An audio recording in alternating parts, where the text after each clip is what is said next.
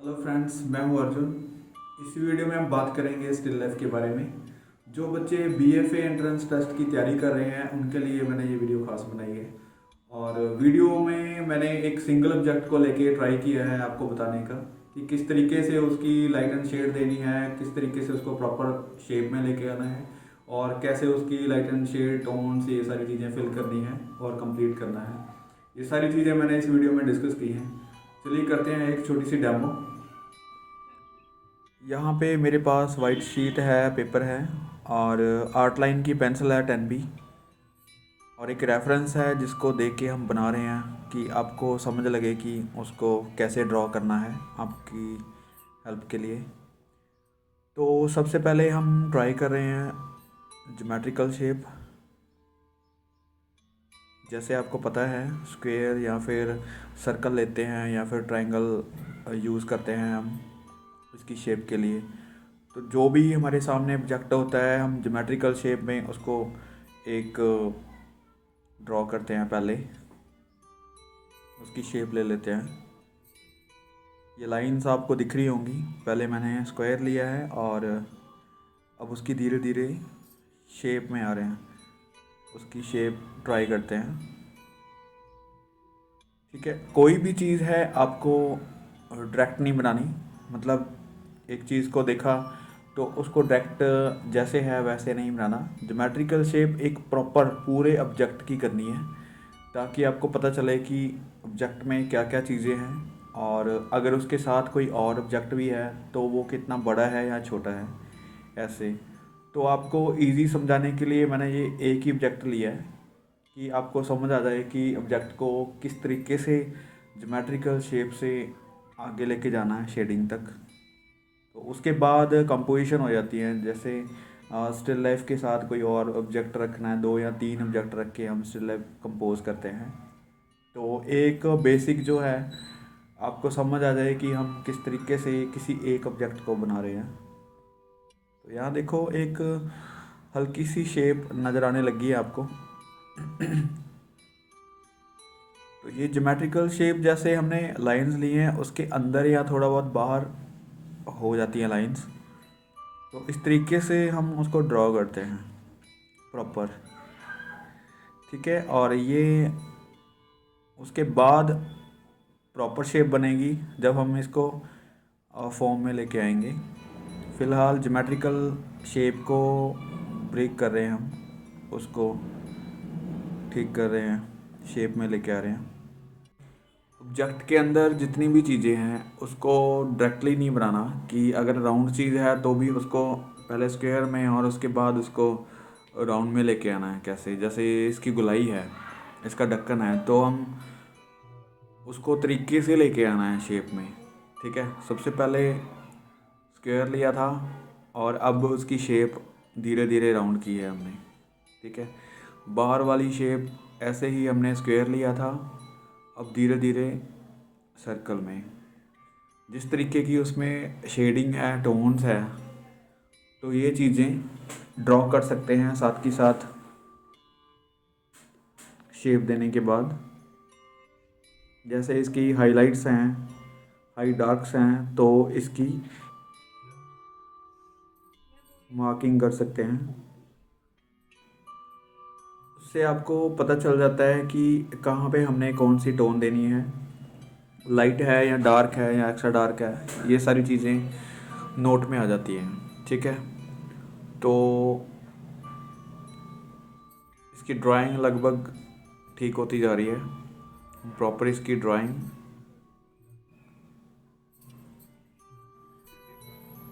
ठीक है, यहाँ पे पूरा मतलब इसको बना लेना है आपने।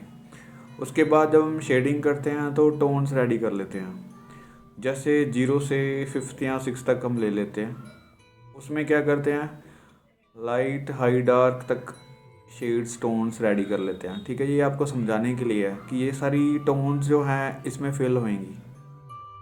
ठीक है, स्टेप बाय स्टेप। ये एक्स्ट्रा डार्क है। अभी यहाँ पे मैं हल्का सा बना के दिखाता हूँ किस तरीके से। यहाँ पे इसमें हाईलाइट भी है, आप देख रहे हैं रेफरेंस में। ठीक है, तो बिल्कुल हाईलाइट को छोड़ के पहले मिडल टोन, उसके बाद हमने देखना है कि कहाँ पे डार्क आ रहा है।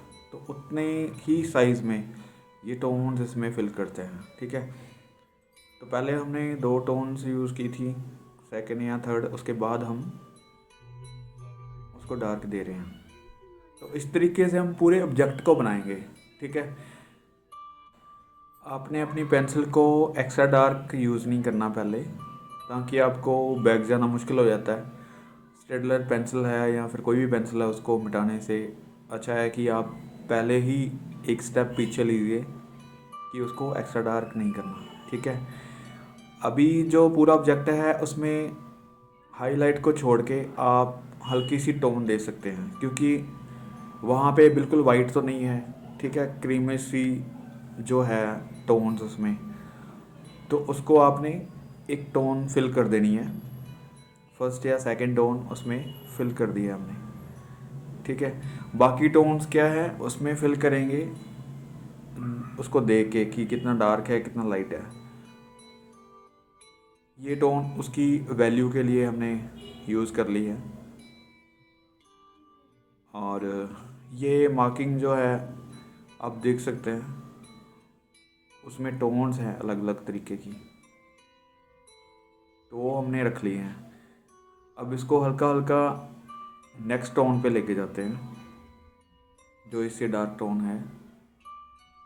ठीक है, तो ये इजी इसलिए है कि आप फर्स्ट से लेके फिफ्थ या सिक्स टोन तक इसमें फिल करेंगे, तो वो सामने आपको जो शेड्स टोन सब मैंने बताई हैं वो सारी इसमें फिल करेंगे स्टेप बाय स्टेप।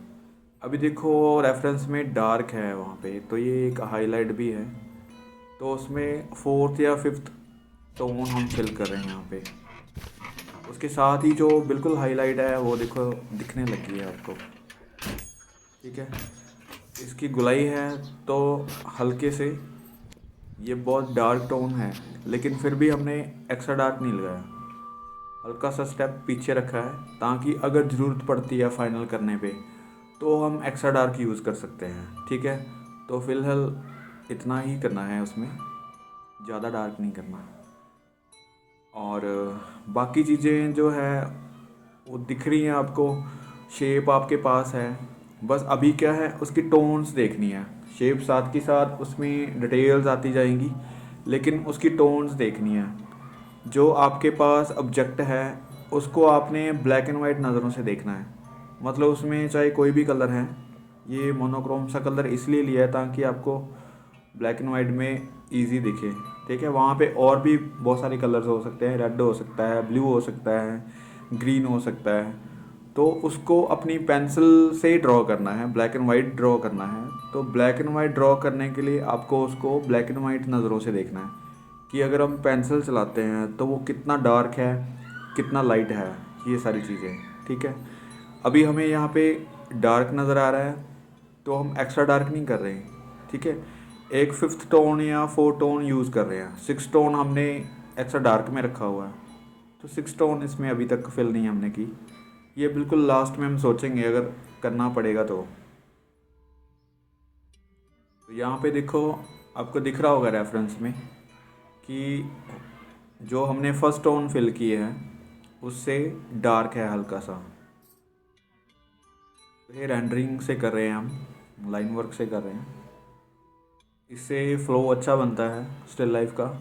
कोशिश कीजिए आप मतलब मिक्सिंग मत कीजिए, उसको ज़्यादा रब मत कीजिए, या फिर इरेज़र आपने बिल्कुल यूज़ नहीं करनी। कोशिश करो कि इरेज़र आपको यूज़ ना करनी पड़े, क्योंकि जो स्टेडलर है वो इरेज़र से इरेज़ नहीं होती, वो एक बार अगर चल जाती है तो शीट पे काफ़ी निशान छोड़ जाती है, मिटना मुश्किल होता है। तो आपको डार्क पेंसिल बिल्कुल नहीं चलानी, पेंसिल की प्रैक्टिस करनी है, हल्की पेंसिल चलानी है, आपके कंट्रोल में होनी चाहिए जो आप पेंसिल प्रैक्टिस करते हैं उसमें, कि आप कितना उसको दबा के चलाते हैं, कितना उसको हवा में चलाते हैं, लाइट चलाते हैं। ठीक है, तो कोशिश कीजिए सबसे ज़्यादा कि पेंसिल आपकी हवा में चले, बहुत लाइट स्ट्रोक्स हों आपको दिखें।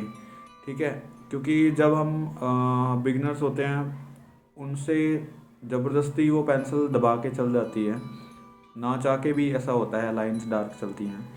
ठीक है, तो एक चीज़ ये है कि पेंसिल को आप लाइट टू डार्क चलाएं, ताकि आपको पता चले कि पेंसिल कहाँ से कहाँ छूट गई है। हवा में उड़ गई है, और साथ के साथ उसको जो न्यू स्ट्रोक्स हैं उसके साथ मैच करें। ठीक है, पेंसिल कभी भी अगर आप रोक के चलाते हैं तो वहाँ पे पेंसिल का पता नहीं लगना चाहिए कि आपकी पेंसिल रुकी है, वरना वो निशान छोड़ने शुरू कर देती है। ठीक है, स्ट्रोक सही नहीं लगते। तो ये रेंडरिंग की हल्की सी प्रैक्टिस आप करनी है आपको। और ये देखिए लाइट जो है बिल्कुल हाईलाइट है, वहाँ पे मैं छोड़ रहा हूँ, क्योंकि हम वाइट कलर यूज़ नहीं कर सकते इसमें, आपको वाइट टोन्स छोड़नी होती है, लाइट से डार्क की तरफ जाना होता है। ठीक है, और यहाँ पे जो शेडो है उसको काफ़ी डार्क है, पर फिर भी फ़िलहाल हम इतना डार्क नहीं कर रहे। जब हम फाइनल स्ट्रोक्स करेंगे, फाइनल टच करेंगे, तो हम एक्स्ट्रा डार्क कर सकते हैं, उसको और डार्क कर सकते हैं। ठीक है, लेकिन डार्क चली हुई पेंसिल को लाइट नहीं कर सकते। तो इसमें देखो टोन्स हैं, हल्की सी कैटल से डार्क है, तो उसमें काफ़ी ज़्यादा डिटेल्स हैं, हम थोड़ा इजी कर लेते हैं उसको। ठीक है, आप जब भी डिटेलिंग करते हैं उसकी, तो कोशिश करो कि पेंसिल को शार्प कर लो, और जितनी अच्छी डिटेलिंग हो सकती हैं उतनी अच्छी डिटेलिंग आप कर सकते हैं। और इसमें कोशिश ये रहती है स्टिल लाइफ में कि आपका जो ऑब्जेक्ट है वो हल्का सा 3D लगे, मतलब पता चले कि ये कोई ऑब्जेक्ट पड़ा हुआ है वहाँ पे। तो उसके लिए हम हल्की फुल्की शेडिंग जो है, टोन्स हैं, वो बैकग्राउंड में कर सकते हैं। या तो वो डार्क हो सकती है, या फिर अगर आपका बहुत ज़्यादा डार्क है ऑब्जेक्ट, तो वहाँ पे हल्की सी लाइट टोन्स हो सकती हैं, लाइट कर सकते हैं। ठीक है, तो जैसे आप रेफरेंस में भी देख सकते हैं, वो बैकग्राउंड हल्का सा डार्क है और लाइट ऑब्जेक्ट है। ठीक है, तो इस तरीके से हम रेंडरिंग स्ट्रोक्स बैकग्राउंड में दे सकते हैं अपने ऑब्जेक्ट को 3D करने के लिए। ठीक है, उसमें पेंटिंग्स में मतलब जो स्टिल लाइफ रखी हुई है उसमें पैचेस हैं, हल्के से पैच हैं, लाइट एंड शेड्स दिख रही हैं, टोन्स, इसलिए मैंने ये रेफरेंस ली है ताकि आपको टोन्स दिखे। ठीक है, और कलर्स को समझने के लिए मोनोक्रोम कलर्स लिए हैं, ताकि आपको उसको ब्लैक एंड वाइट समझने में दिक्कत ना हो, आसानी रहे। ठीक है, तो यहाँ पे देखो ऑब्जेक्ट को डार्क किया हुआ है, चाहे तो इसकी शेडो लगा सकते हैं, या फिर इसकी टोन्स ऐसे स्ट्रोक करके आप बना सकते हैं, फ्री कर सकते हैं इसको। ठीक है, यहाँ पे उसका स्टैंड है, हल्का सा दिख रहा है, काफ़ी डार्क है यहाँ से। तो छोटी छोटी चीज़ें हैं जो आपको नोट करनी है। पहले आपको उसको देखना है तरीके से कि कैसा ऑब्जेक्ट है, कैसी शेप है, कहाँ कहाँ पे कौन कौन सी शेड टोन आ रही हैं। ठीक है, ये सारी चीज़ें अपनी ऑब्जर्वेशन में पहले लेके आओ कि किस तरीके की है जो स्टिल लाइफ है, उसके बाद ही आप शुरू करोगे तो अच्छा रिज़ल्ट निकलता है। जब तक आप सीधा जाके बैठते हैं स्टिल लाइफ के सामने और पेंसिल उठाई और करना शुरू कर दिया, तो इस तरीके से बहुत सारी चीज़ें छूटती हैं। मतलब आपने डायरेक्टली उसको बनाना शुरू कर दिया, लेकिन उसको नोटिस में भी नहीं लेके आए कि कौन सा ऑब्जेक्ट कैसी शेप है। ठीक है, उसको करने से पहले 10 या 5 मिनट उसको देखो कि वो किस तरीके का है, मतलब किस तरह उसकी शेड है, टोन है, कौन सा ऑब्जेक्ट किस ऑब्जेक्ट से डार्क है या लाइट है, ये सारी चीज़ें। क्योंकि एक ऑब्जेक्ट है तो इसमें तो हमें नोट हो गया कि ये बड़ा है या छोटा है, जितना भी हम शीट पे ड्रॉ कर लिया। ठीक है, जब इसकी कॉम्पोजिशन होती है, एक दो ऑब्जेक्ट इसके साथ और होते हैं, तब आपको सोचने की ज़रूरत होती है कि कौन सा ऑब्जेक्ट जो है वो बड़ा है, छोटा है, लाइट है या डार्क है। ये नोटिस में आती हैं चीज़ें, तो उसको अच्छे से पहले देख लो। स्टार्ट करने की जल्दबाजी बिल्कुल नहीं करनी है आपने। ये एक मेन पॉइंट है किसी भी चीज़ को बनाने का। जैसे आप कोई भी पेंटिंग बनाते हैं, स्टिल लाइफ बनाते हैं, लैंडस्केप बनाते हैं, किसी का लाइव पोर्ट्रेट बनाते हैं, तो उसको पहले अच्छे से आप देखो, ऑब्ज़र्व करो कि किस तरीके की है टोन्स, उसमें कलर्स और लाइट एंड शेड किधर जा रही हैं, ये सारी चीज़ें। तो उसको बाद में ही ड्रॉ करना अच्छा रहता है, बेटर रहता है। कि खुद की ड्राइंग करने से पहले आपके माइंड में वो चीज़ बननी चाहिए, मतलब किस तरीके का जो है। ठीक है, अभी देखो वहाँ पे हैंडल इसका दिख रहा है हल्का सा, लेकिन उसने कलर्स में ब्लर किया हुआ है। हम हल्का सा उसको विजिबल कर रहे हैं यहाँ पे, ऐसे डार्क टोन है। ठीक है, आप स्टिल लाइफ को इस तरीके से बनाओ कि उसमें स्ट्रोक्स दिखें, आपकी जो पेंसिल की प्रैक्टिस है वो दिखे। उसको बनाने से पहले आपने कितनी स्टडी की है, कितनी मेहनत की है, वो दिखनी चाहिए। आपने जितनी स्टडी की है, जितनी प्रैक्टिस की है, वो आपकी पेंसिल से दिखती है। आप पेंसिल कैसे चला रहे हैं, स्ट्रोक्स कैसे दे रहे हैं, तो इससे ज़्यादा नोटिस होता है। कोशिश यही करो कि आप पेंसिल को मिक्सिंग मत करो, मतलब उसको स्मज मत करो। आप उसको स्ट्रोक्स में रखो, स्ट्रोक रहने दो उसके। और इस तरीके से मतलब करनी है स्टिल लाइफ। अभी देखो फाइनल टच में क्या होता है, हम एक्स्ट्रा डार्क कर सकते हैं। ठीक है, फिफ्थ या सिक्स टोन ले लो और अपनी पेंसिल को शार्प कर सकते हैं, और ज़्यादा शार्प करने के लिए, स्टिल लाइफ की डिटेलिंग करने के लिए। ये देखो हमने पहले एक्स्ट्रा डार्क नहीं लगाया था, अब हम उसको दे के डार्क टोन लगा के इसको फाइनल टच दे रहे हैं। आपकी स्टिल लाइफ डार्क है यहाँ पे, वहाँ पे डार्क, और जहाँ पे बिल्कुल हाईलाइट है वो डार्क लगाएंगे तो हाईलाइट अपने आप नज़र आने लग जाती है। साथ ही इसकी शेप ठीक कर सकते हैं फाइनल टच में। इसका जो हैंडल है वो देखिए कितनी टोन है उसमें, कितने कलर्स हैं, तो हम बड़े आराम से इसको बना सकते हैं। इस तरीके से उसने कलर्स में मिक्स किया हमने, और रेंडरिंग में हल्का सा मिक्स कर दिया, विजिबल कर दिया। ठीक है, ये हल्की हल्की टोन्स हैं, ठीक है, शेप में जो नज़र आ रही हैं। तो आप इसको फाइनल करते हैं जब इसको शार्प कर सकते हैं और ज़्यादा, कि किस तरीके से हाईलाइट बन रही है, मिडल टोन्स कहाँ पे हैं। ठीक है,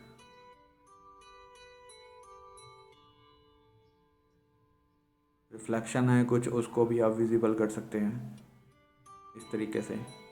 ठीक है, तो ये मिडल जो है आपकी टोन्स, वो आपको हेल्प करते हैं कि हाईलाइट कितनी है और डार्क कितनी है। देखो पहले जो हमने अभी तक जो शेडिंग टोन्स दी है वो मिडल टोन्स हैं, उससे हमें पता चलता है कि डार्क कहाँ पे करना है और हाईलाइट कहाँ पे विजिबल होगी। जैसे ये बैकग्राउंड है तो उसने डार्क किया हुआ है, हम हल्के से स्ट्रोक दे के उसको 3D करने की कोशिश कर रहे हैं। ठीक है, इस तरीके से उसकी शेप भी दिखने लगेगी, और डार्क टोन से यहाँ पे कर सकते हैं ताकि विजिबल रहे थोड़ा। बहुत इजी है, आपने स्टेप बाय स्टेप करना है। और कोशिश यही करो कि जो भी ड्राइंग है आपकी बेसिक है, ज्योमेट्रिकल शेप से जो आप लेते हैं, फॉर्म लेते हैं किसी भी ऑब्जेक्ट की, तो वहाँ पे कोई प्रॉब्लम ना हो। ताकि टोन्स में अगर इधर उधर हो भी जाती हैं चीज़ें, शेडिंग में इधर उधर होती हैं चीज़ें, तो आपकी जो शेप है वो बिल्कुल नहीं हिलनी चाहिए, शेप उसकी प्रॉपर होनी चाहिए, सही होनी चाहिए। क्योंकि अगर ड्राइंग में बेस में अगर गलती है तो उसको टोन्स या फिर शेडिंग उसमें अच्छी करके हम वो चीज़ नहीं बना सकते जो चीज़ पहले से बैलेंस नहीं है। तो कोशिश पहले ही ऐसी रखो कि आपकी ड्राइंग जो है बेसिक वो ठीक रहे। यहाँ पे उसने स्ट्रोक्स लगाए हुए हैं पेंट के, और हम उसको रेंडरिंग में डार्क करके हल्का कोशिश करते हैं निकालने की। ठीक है, यहाँ पे बहुत डार्क है, पेंसिल को दबा के चला सकते हैं ऐसे।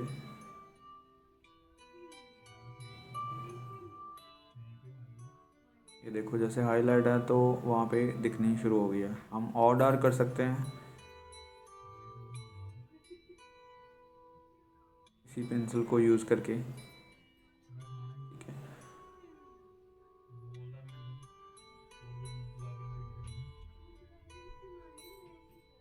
तो इस तरीके से इसको हम अपोजिट शेडिंग हो जाती है, मतलब अगर ऑब्जेक्ट आपका लाइट है तो हम शेडिंग बैकग्राउंड में हल्की सी डार्क कर लेते हैं ताकि उसकी हाईलाइट दिखनी शुरू हो जाए हमें। ऑब्जेक्ट को आपने नोट करना है कि डार्क, जैसे हम हमारे पास ये सिंगल ऑब्जेक्ट है, ठीक है, तो हम बैकग्राउंड में डार्क कर रहे हैं, है ना। तो अगर आपके पास लाइट में दूसरा ऑब्जेक्ट है जो वो बहुत डार्क है और ये बहुत लाइट है, तब भी आपको ऑब्जेक्ट के साथ जो बैकग्राउंड लगता है वहाँ पे काम करने की ज़रूरत है कि उस ऑब्जेक्ट को हम किस तरीके से 3D कर सकते हैं, राइट। एक ऑब्जेक्ट को हम जज कर सकते हैं, ठीक है। अगर इसके साथ कोई और डार्क ऑब्जेक्ट होता तो उसको कैसे उसको हैंडल करते, ये चीज़ आपने नोट करनी है। ये हम कोशिश करेंगे नेक्स्ट वीडियो में। मैं जो स्टिल लाइफ कॉम्पोजिशन है 2 या 3 ऑब्जेक्ट की हम करते हैं, ठीक है, उसमें आपको पता चल जाएगा कि हम डार्क टू लाइट जो ऑब्जेक्ट्स हैं उसको कैसे हैंडल करनी है। और ये आपको समझाने के लिए मैं इतना कोशिश की है इसमें बताने की कि आपको पता चले कि कोई भी सिंगल ऑब्जेक्ट है तो उसको कैसे ड्रॉ करना है, कैसे लाइट एंड शेड देनी है, टोन्स देनी है। तो बहुत इजी है फ्रेंड्स इसको करना। थोड़ा सा आप मेहनत कीजिए, प्रैक्टिस कीजिए पेंसिल की, और स्पीड बनाने की कोशिश नहीं करनी पहले कि आप बहुत जल्दीबाजी करनी है, ठीक है। सबसे पहले चीज़ को सही बनाना सीखना है कि हम उसको सही कैसे बना सकते हैं।